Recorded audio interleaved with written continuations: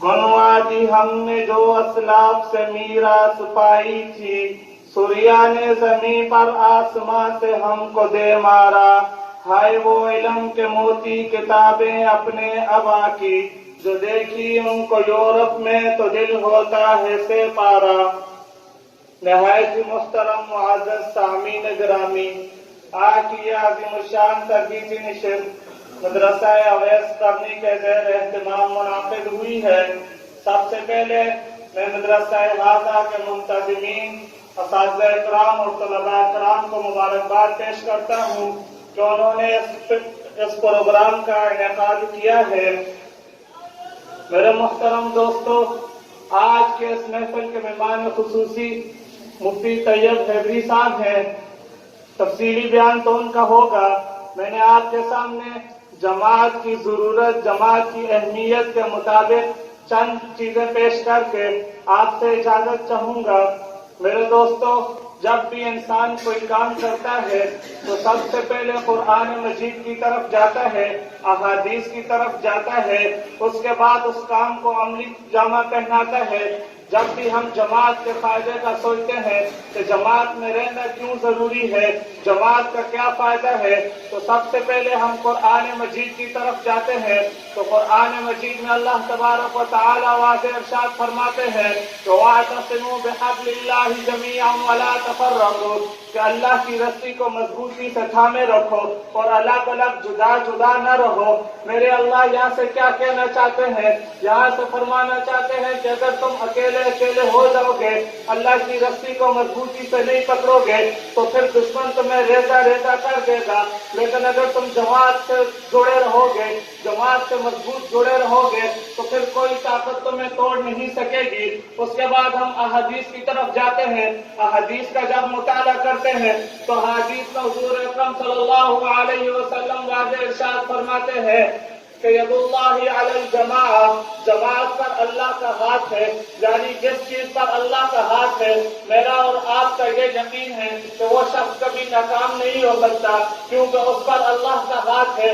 अल्लाह की बरकत जमात के साथ है, ये जमात में रहने का फायदा है। उसके बाद हम अपने अकाबरीन की जिंदगी की तरफ जाते हैं कि क्या हमारे अकाबरीन ने जो तहरीक, जो काम किया, उसके लिए जमात की शक्ल दी या न दी। तो सबसे पहले हम अपनी मौजूदा दौर में देखते हैं कि हिंदुस्तान से अगर अंग्रेज को भगाना है तो जमात बनाकर शेखुल हिंद को उसका अमीर मुकर्रर कर दिया और उसमें हमने कामयाबी हासिल कर ली। उसके बाद अगर कादियानियत के खिलाफ लड़ना है, जमात बनाकर महमूद को अमीर बना दिया और उसमें हमने कामयाबी हासिल कर ली। अगर अफगानिस्तान से अमेरिका और रूस को भगाना है, उनको पाश पाश करना है, तो जमात बनाकर मुल्ला उमर को अमीर बनाकर खड़ा कर दिया। अगर हमने दावत और तबलीग का काम करना है, जमात बनाकर इलियास रहमतुल्लाह को आगे अमीर बना के खड़ा कर दिया और आज पूरी दुनिया में हम कामयाबी हासिल कर चुके हैं। और अगर कादियानियत के खिलाफ और मौजूदियत के खिलाफ जंग लड़नी है तो गुलाम गौस हजारवी को ला के खड़ा कर दिया। अगर शीयत के खिलाफ जनवाज को ला के खड़ा कर दिया और आज शीयत को नंगा कर दिया है। और अगर हमने मौजूदा यहूदी साजिश, यहूदी एजेंटों से मुकाबला करना है तो जमात बनाकर उसका अमीर आपके और मेरे अजीम कायद मौलाना फजलुर रहमान को ला के खड़ा कर दिया है। और उसकी कामयाबी भी आपके सामने है कि आज उनको चंद लोगों ने नहीं बल्कि मुख्तलिफ सियासी जमातों ने अमीर मुकर्रर कर दिया है। ये जमात में रहने के फायदे हैं। आप तारीख उठाकर देख ले, जो शख्स भी जमात से कटा है, जमात से दूर रहा है, वो कभी कामयाब नहीं हो पाया। अगर जमात से दूर रहोगे तो कभी कामयाब नहीं हो पाओगे। जमात से दूर रहने वालों की मिसाल ऐसी है कि बाग में पड़े हुए तिनके हैं, उनकी कोई औकात नहीं है, लेकिन जब परिंदा उन्हें उठाता है, उठा के जमा करके घोंसला बनाता है, तो फिर वो अपनी बुकत पेश करता है, उसमें परिंदे रहते हैं। इसी तरह जमात की भी यही मिसाल है कि जमात के साथ जुड़े रहेंगे, छोटा सा काम करेंगे, वो बड़ा असर दिखाएगा। ये तो जमात में रहने का पहला फायदा है। और जमात में दूसरा फायदा, जब आप किसी भी जमात से जुड़ेंगे, जब आप किसी भी हक जमात से जुड़ेंगे, आपके अंदर से अना, तासुब और नफरत खत्म हो जाएगी। अना कैसे खत्म होगी कि बाप कोई کا کوئی واقعہ پیش آتا ہے تو آپ کے جذبات اور چاہتے ہیں، لیکن آپ کی جماعت دوسرا حکم فرما دیتی ہے کہ نہیں اس طرح نہیں کرنا، آپ نے اس طرح کرنا ہے، تو یہ آپ کس طرح انا کو ختم کرتے ہیں۔ تعصب کس طرح ختم ہوگا؟ تعصب جماعت کے اندر سے اس طرح ختم، جماعت میں جب آپ رہتے ہیں تو تعصب اس طرح ختم ہوتا ہے کہ آپ ایک ہی اسٹیج پر پنجابی سندھی بلوچی کو بیٹھ کے دیکھتے ہیں، جب بھی کوئی اجلاس ہوتا ہے، کوئی بات ہوتی ہے تو سارے بیٹھ جاتے ہیں، سارے مل کے مشورہ کرتے ہیں۔ تو اس طرح جب اتنا انسان جماعت میں رہتا ہے اس کے اندر سے تعصب بھی ختم ہو جاتا ہے۔ جماعت میں رہنے کا تیسرا فائدہ، بالخصوص جمعیت طلباء اسلام میں رہنے کا فائدہ، کہ جب انگریز یہاں سے جا رہا تھا، ہندوستان سے انگریز جب جانے لگا تو اس نے یہ کہہ دیا کہ ٹھیک ہے ہم اپنے یہاں سے سب کچھ لے کے جا رہے ہیں، لیکن ہم اپنے یہاں تعلیمی نظام چھوڑ کے جا رہے ہیں کہ یہاں کے جو طلباء ہوں گے وہ چاہے سندھی ہو، بلوچی ہو، پنجابی ہو، لیکن دیکھنے میں وہ پورے کے پورے انگریز لگیں گے۔ آج آپ دیکھ لیں پنجاب میں بھی انگریز کا کلچر واضح ہے، سندھ میں بھی انگریز کا کلچر واضح ہے، پختونخوا میں بھی انگریز کا کلچر واضح ہے، ان کی طرح بال کٹوائے ہوئے، ان کی طرح داڑھی شیو رکھی ہوئی، مسجد و مدرسے سے دور ہے، ٹھیک ہے وہ بھی تعلیم ہے، ایک نظام ہے، لیکن جب یہ ماحول دیکھا ہمارے اکابرین پریشان ہو گئے کہ ان کا اب کیا کرنا چاہیے، یہ تو دین سے دور ہوتے چلے جا رہے ہیں، اس تعلیم سے بھی نہیں روک سکتے، کیونکہ اگر اس تعلیم سے روکیں گے تو وہ بھی وقت کی ضرورت ہے، نقصان ہوگا۔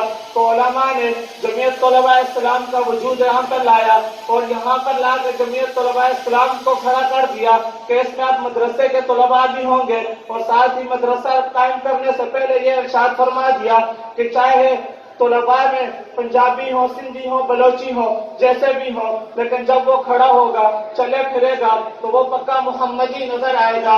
آج الحمدللہ آپ دیکھ لیں، چاہے اسمبلی ہو، چاہے ایوان ہو، آپ کو امت کے یہ پیروکار نظر آئیں گے، امت کی نمائندگی کرتے ہوئے نظر آئیں گے۔ یہ نظام اب ختم ہو گیا ہے۔ اب مسئلہ یہ تھا کہ دو نظام آ گئے ہیں، سکول کا نظام الگ، مدرسے کا نظام الگ۔